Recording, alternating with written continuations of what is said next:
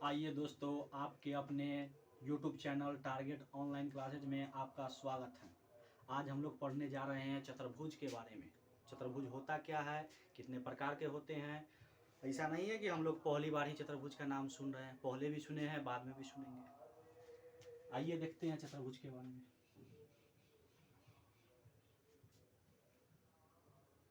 चतुर्भुज चतुर्भुज होता क्या है? चार रेखाखंडों से घिरा हुआ आकृति चतुर्भुज कहलाता है। कैसी भी आकृति हो, उसमें चार रेखाखंड हो, वह चतुर्भुज कहलाएगा। यह तीन प्रकार के होते हैं। कौन कौन? देखिए, पहला समचतुर्भुज,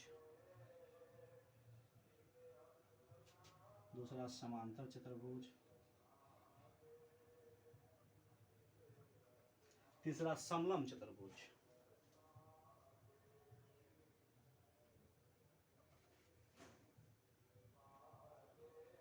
ये सबका फिगर भी हम लोग देखेंगे कि कैसा होता है, सबका परिभाषा भी जानते हैं। चतुर्भुज के जैसे हम लोग परिभाषा जाने कि चार रेखाखंडों से घिरा हुआ चित्र चतुर्भुज कहलाता है, उसी प्रकार से समचतुर्भुज का भी परिभाषा हम लोग जानते हैं। वैसा चतुर्भुज जिसके सभी भुजा की लंबाइयाँ आपस में बराबर होता है, चारों भुजा की लंबाइयाँ आपस में बराबर हो तथा प्रत्येक कोण 90 डिग्री नहीं हो, वह समचतुर्भुज कहलाता है। सेम परिभाषा वर्ग का भी होता है।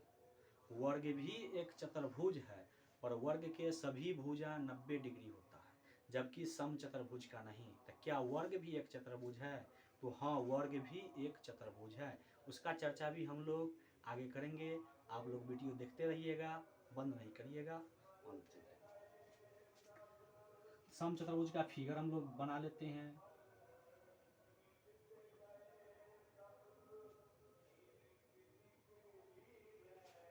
इसकी सभी भुजा की लंबाइयाँ आपस में बराबर होंगे,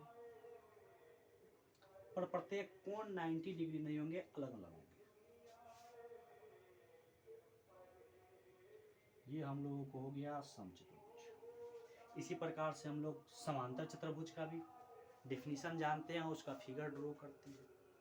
वैसा चतुर्भुज जिसके आमने सामने की भुजाओं की लंबाइयाँ बराबर हो, इसका भी प्रत्येक कोण 90 डिग्री नहीं होता है, समांतर चतुर्भुज कहलाता है। आइए फिगर से देखते हैं।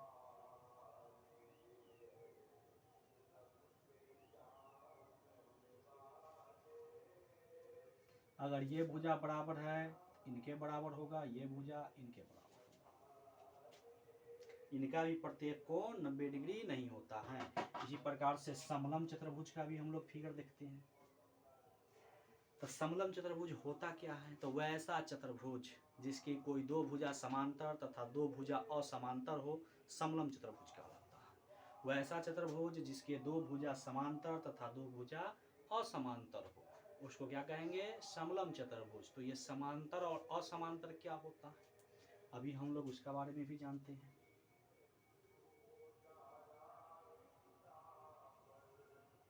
ये हुई समलंब चतुर्भुज। इसकी समलंब चतुर्भुज का फिगर हम लोग देख लेते हैं। आइए,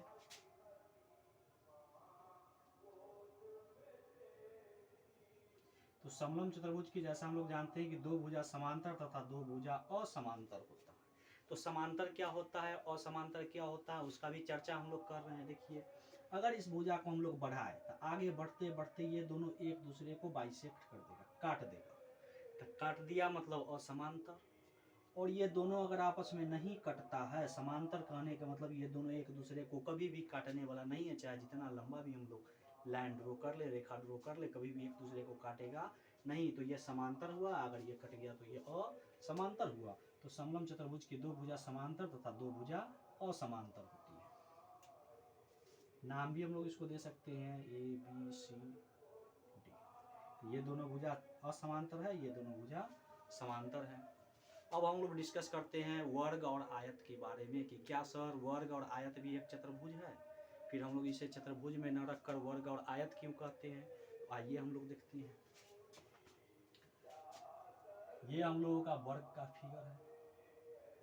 बचपन से हम लोग पढ़ते आए हैं वर्ग और आयत के बारे में। तो वर्ग होता क्या, इसका डिफिनीशन क्या होता है? तो वैसा चतुर्भुज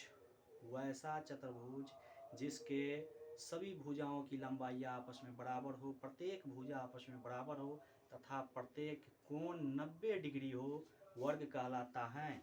जबकि समचतुर्भुज का प्रत्येक कोण 90 डिग्री नहीं होता है, इसका प्रत्येक कोण 90 डिग्री होता है, इसीलिए इसका नाम वर्ग है। आयत क्या होता है? वैसा चतुर्भुज जिसके आमने सामने की भुजाओं की लंबाई बराबर हो। वैसा चतुर्भुज जिसके आमने सामने की भुजाओं की लंबाई बराबर हो, आयत कहलाता है। इसको हम लोग नाम भी दे सकते हैं ABCD। याद रखिएगा कि समांतर चतुर्भुज के भी आमने सामने की भुजाओं की लंबाई बराबर होती है, लेकिन इसका प्रत्येक कोण 90 डिग्री नहीं होता है, जबकि आयत का प्रत्येक कोण 90 डिग्री होगा। दोनों का डिफिनीशन में बस यही इतना अंतर है। इससे जो भी समस्या था हम लोगों ने पढ़ा, इसका डिफिनीशन है, नेक्स्ट वीडियो में लिख कर आप लोगों के पास पहुंचाया जाएगा। अगर वीडियो आपको पसंद आई होगी तो इसे लाइक और सब्सक्राइब कर लीजिए ताकि अगली वीडियो आप तक सबसे पहले पहुंच सके। धन्यवाद।